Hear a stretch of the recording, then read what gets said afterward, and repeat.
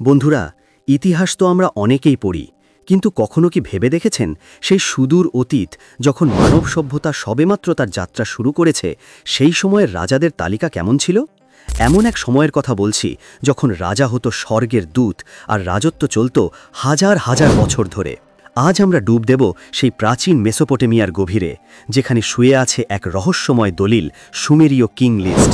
এটি কেবল কিছু নাম আর সংখ্যার তালিকা নয়, এটি হলো মানব ইতিহাসের আদিমতম গল্পগুলোর একটি, যেখানে মিথ আর ইতিহাস মিলেমিশে একাকার।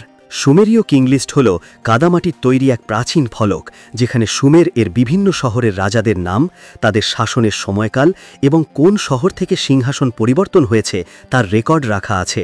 আজ থেকে প্রায় 4000 বছর আগে এই তালিকা তৈরি করা হয়েছিল। এর গুরুত্ব ঠিক কোথায়? স্বর্গের রাজত্ব? এটি শুরুই হয় এক অবিশ্বাস্য দাবি নিয়ে, রাজত্ব যখন স্বর্গ থেকে নেমে আসে।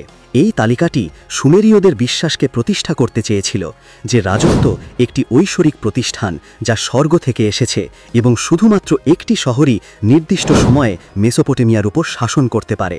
মিথ এবং বাস্তবতার মিশ্রণ এই লিস্টে সবথেকে চমকপ্রদ দিক হল এখানে কিংবদন্তি এবং প্রকৃত ঐতিহাসিক রাজারা পাশাপাশি স্থান পেয়েছেন। সুমেরীয় কিংলিস্টকে দুটি প্রধান ভাগে ভাগ করা যায়, মহাপ্লাবনের আগে এবং মহাপ্লাবনের পরে। প্রথমে আসি মহাপ্লাবনের আগের অংশে। এই অংশের রাজাদের নামগুলো শুনলে আপনার চোখ কপালে উঠবে। এরা রাজত্ব করতেন পৃথিবীর প্রথম শহরগুলোতে, যেমন ইরিদু এবং বাদ তিবিরাতে। তালিকা অনুযায়ী মহাপ্লাবনের আগে মাত্র 8 থেকে 10 জন রাজা রাজত্ব করেছিলেন, কিন্তু তাদের রাজত্বের সময়কাল ছিল অবিশ্বাস্য। যেমন একজন রাজা আলুলিম রাজত্ব করেছিলেন 28,800 বছর, আরেকজন এন-মেন লু আনা রাজত্ব করেছিলেন 43,200 বছর। ইতিহাসবিদরা মনে করেন এই দীর্ঘ সময়কাল আসলে রাজাদের গুরুত্ব ও ঐশ্বরিক ক্ষমতা বোঝানোর জন্য ব্যবহার করা হয়েছিল। এই অংশটি বাইবেলের নূহ আলাইহি ওয়াসাল্লামের মহাপ্লাবনের মতো প্রাচীন বন্যা কাহিনীগুলোর সঙ্গেও যোগসূত্র স্থাপন করে। তারপর আসে সেই বিখ্যাত লাইন, মহাপ্লাবন যখন সব ভাসিয়ে দিল। মহাপ্লাবনের পর রাজত্ব আবার স্বর্গ থেকে নেমে এলো।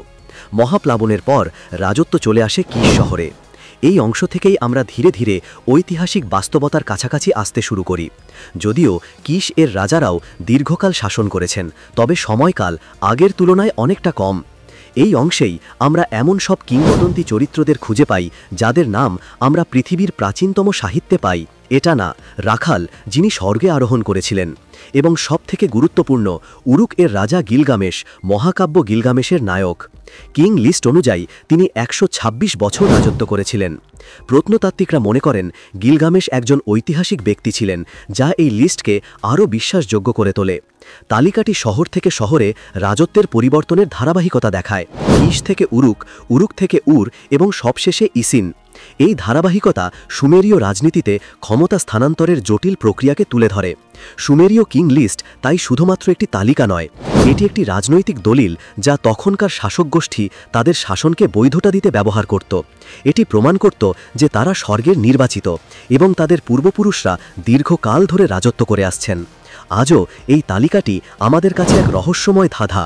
এর কোন অংশ মিথ আর কোন অংশ নিরেট ইতিহাস তা নিয়ে গবেষণা চলছে, কিন্তু একটি বিষয় স্পষ্ট, এই কিং লিস্ট হল সেই আদিম মানুষের একটি প্রচেষ্টা যারা একটি সুশৃঙ্খল উপায়ে তাদের সৃষ্টি এবং ক্ষমতাকে লিপিবদ্ধ করতে চেয়েছিল। 4000 বছর আগের সেই সভ্যতার হাতে লেখা এই দলিল আজও আমাদের প্রাচীন মেসোপটেমিয়ার বিস্ময়কর ইতিহাসের দিকে হাতছানি দিয়ে ডাকছে।